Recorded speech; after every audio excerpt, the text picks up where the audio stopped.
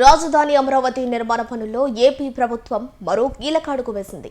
సచివాలయంలో మంత్రి నారాయణ నేతృత్వంలో ముగిసిన మంత్రివర్గ ఉపసంఘ సమావేశంలో ఐకానిక్ భవనాల డిజైన్లు మరియు శాఖల వారీగా స్థల కేటాయింపుపై సుదీర్ఘంగా చర్చించారు. సుమారు 40,000 మంది ఉద్యోగులకు సరిపడా వర్క్ స్పేస్ కల్పించేలా ప్రణాళికలు సిద్ధం చేస్తున్నట్లు మంత్రి వెల్లడించారు. అమరావతి క్యాపిటల్ సిటీలో ఏదైతే ఐకానిక్ టవర్స్ కడుతున్నామో దాంట్లో ఆక్యుపెన్సీకి సంబంధించి అంటే డిఫరెంట్ డిపార్ట్మెంట్స్లో ఉన్న మంత్రులు కావచ్చు, అదేవిధంగా వాళ్ళ అధికారులు, అదేవిధంగా సెక్రటరీసు వాళ్ళ కింద ఉన్న అధికారులు, అదేవిధంగా హెచ్ఓడీస్ అంటే డైరెక్టర్లు, కమిషనర్లు వాళ్ళ కింద ఉన్న అధికారులు, అదేవిధంగా ప్రతి డిపార్ట్మెంట్కి సంబంధించిన కార్పొరేషన్లో ఉన్న ఎంప్లాయీస్ అందరినీ ఒకే దగ్గర పెట్టాలని ఆ రోజు 2014-19లో ఆ రోజు జిఏడి అనేక ఉన్న అన్ని డిపార్ట్మెంట్తో కన్సల్ట్ చేసి వాళ్ళు యాక్చువల్గా ఈ యొక్క 42.2 ఎకరాల్లో 52.72 లక్షల చదరపడుగుల బిల్డప్ ఏరియా, అందులో 31.71 లక్షల కార్పెట్ ఏరియా వచ్చే విధంగా యాక్చువల్గా ఆ రోజు డిజైన్ చేయడం జరిగింది. అయితే గౌరవనీయ ముఖ్యమంత్రి గారు మళ్ళీ జీఓఎం వేసి ఆ జీఓఎంని మళ్ళీ అన్ని డిపార్ట్మెంట్లు కన్సల్ట్ చేసి మరొకసారి కన్స్ట్రక్ట్ చేసే బిల్డింగ్లో ఏరియా విషయం ఎక్కడెక్కడ ఏ డిపార్ట్మెంట్కి అలాట్ చేశారు, ఎలా చేశారని దాన్ని స్టడీ చేయమంటే ఈరోజు జీఓఎం కూర్చొని యాక్చువల్గా కొంత డిస్కస్ చేసింది. దీంట్లో ఈరోజు అధికారులు ప్రజెంట్ చేసిన ప్రకారం మొత్తం ఆన్ రోల్స్లో 39,882 మంది ఎంప్లాయీస్ ఉండారని, 9,882. అయితే దాన్ని డిపార్ట్మెంట్ వల్ల కొంత కరెక్షన్ చేయాలని కూడా చెప్పారు. కొంత దాన్ని వాళ్ళు ప్రజెంట్ చేశారు అధికారులు, ప్లస్ ఆర్ మైనస్ ఉండొచ్చు. దాన్ని అన్ని ప్రతి డిపార్ట్మెంట్ నుంచి ఒకరిని నామినేట్ చేయమని సిఎస్ గారు చెప్పబోతున్నాం. వారి ద్వారా వర్కింగ్ ఎంతమంది ఉన్నారు, శాంక్షన్ ఎంత ఉంది అనే డేటా అంతా తీసుకొని నెక్స్ట్ మండే మళ్ళా జీఓఎం పెడతాం. నెక్స్ట్ మండే కల్లా ఆ డేటా ప్రజెంట్ చేయమని చెప్పడం జరిగింది. అయితే ఇప్పుడు యాజ్ టీజ్గా వాళ్ళు తీసుకున్నది 26,500 మందికి 2014-19లో 26,700 మంది ఉంటారని ఎస్టిమేట్ చేసి దానికి తగ్గట్టుగా యాక్చువల్గా ఆ రోజు ఈ 31.71 లక్షల కార్పెట్ ఏరియా వచ్చే విధంగా డిజైన్ చేశారు. 31.71 lakh స్క్వేర్ ఫీట్. దాన్ని జీఓఎం నెక్స్ట్ మండే మళ్ళీ కూర్చుంటుంది.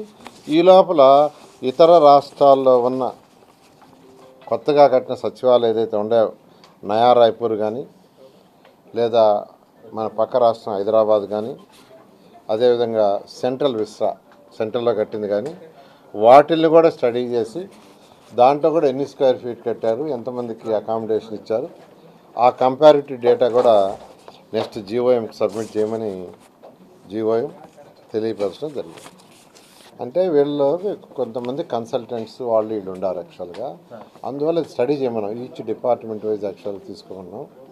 యాక్చువల్గా అందులో ఇప్పుడు ఐటీ వచ్చేసింది కదా, ఐటీ వచ్చింది కాబట్టి యాక్చువల్గా ఇది ఎప్పుడు శాంక్షన్ స్ట్రెంత్ దీని డీటెయిల్స్ మొత్తం కూడా స్టడీ చేయమని ఆదేశించారు.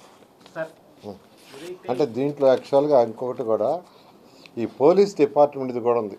అంటే వాళ్ళ మేము చూసిన దాంట్లో ఏంటంటే ఒక పోలీస్ డిపార్ట్మెంట్దే దీంట్లో 14,000 చూపించారు. వాళ్ళు చూపించడం అంటే అప్పుడు అంతా వేసి 26,700 చేశారు. 39,000 వచ్చిన తర్వాత ఇప్పుడు దాంట్లో 14,000 తీసేస్తే ఆటోమేటిక్గా 25,887 వస్తుంది.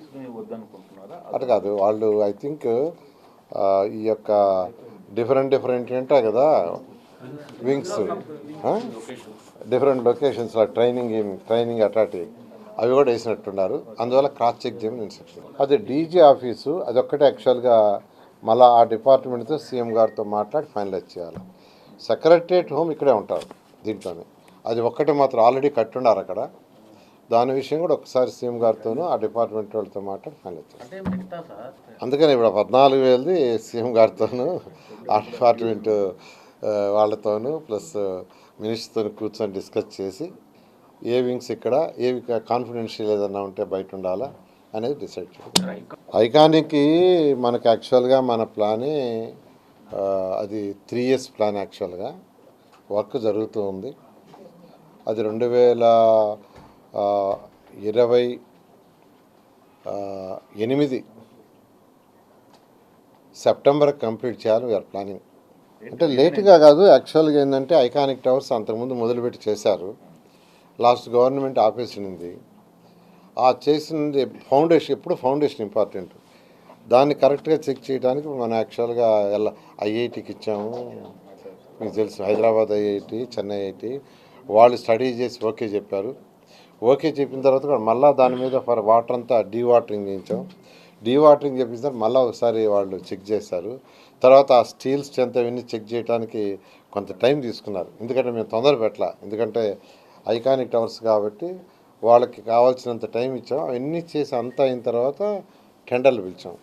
అయితే ఇందులో ఫస్ట్ ఫౌండేషన్ ఇంపార్టెంట్. ఫౌండేషన్ అనేది చాలా క్రిటికల్ది. ఒక్కసారి ఫౌండేషన్ అయిపోయిన తర్వాత ఏదైతే డయాగ్రిడ్ టెక్నాలజీ ఉందో చాలా ఫాస్ట్గా అయిపోతుంది. ఫౌండేషన్ అయిందాక ఇంకేం లేదు, టెక్నికల్గా ఏం లేదు యాక్చువల్గా, ఓన్లీ వర్క్. ఇప్పుడు యాక్చువల్గా దానికి ఫౌండేషన్ కూడా పోతున్నాం. స్టీల్ బ్రిడ్జ్లో యాక్చువల్గా ఏంటంటే ఒక 12.5 ఎకరాల ఆ సీడాక్స్ మీద ఉంటే ల్యాండ్ అక్విజిషన్ పెట్టాము. దాంట్లో ఒక 2.5 ఎకరా ఒకరిది ఇవ్వాలి, ఇంకాను మిగతా వాళ్ళందరూ ఇచ్చారు. యాక్చువల్ ల్యాండ్ పుల్లింగ్కే వచ్చారు. వాళ్ళది కూడా ఇవాళ మార్నింగ్ నిన్న కూడా వాళ్ళతో మాట్లాడారు. ఆ ఓనర్ యాక్చువల్గా చిత్తూరు వెళ్ళారు. ఆయన వాళ్ళు ఈవినింగ్ ఏం వస్తారంట, వచ్చి మాట్లాడేస్తే, ఎందుకంటే ఆడ ఆల్రెడీ మీరు చూసారు ఫైల్స్ వేస్తూ ఉంటారు. ఒక్క పాయింట్లో ఒక్క ఫైల్ వేయాలి ఒకటి, అది ఒక ల్యాండ్ ఓనర్ దాంట్లో ఉంది. వాళ్ళు కూడా యాక్చువల్గా 9.1 ఇచ్చారు యాక్చువల్గా. అయితే వాళ్ళతో ఒకసారి డిస్కస్ చేసేసి 9.14 తీసుకొని దాన్ని కూడా వేసేస్తే వీలైనంత వరకు మార్చ్ ఎండింగ్ ఏప్రిల్ ఖచ్చితంగా అయిపోతుంది. ఎందుకంటే ఎక్సెప్ట్ 1 ఫైల్ మిగతా ఫైల్స్ అన్నీ జరుగుతున్నాయి. ఈ 12.5 ఎకర్ అదే యాక్చువల్గా బ్రిడ్జ్కే కాదు, సీడాక్స్ ఎక్కడ దాకా పోయిందో దాని మీద బ్యాలెన్స్ ఉండేది 12.5 ఎకర్. 12.5 ఎకర్లు ఈ మధ్య ఆల్మోస్ట్ ఇచ్చేశారు. మనకి 2.5 ఎకరా వస్తే మొత్తం అయిపోయింది.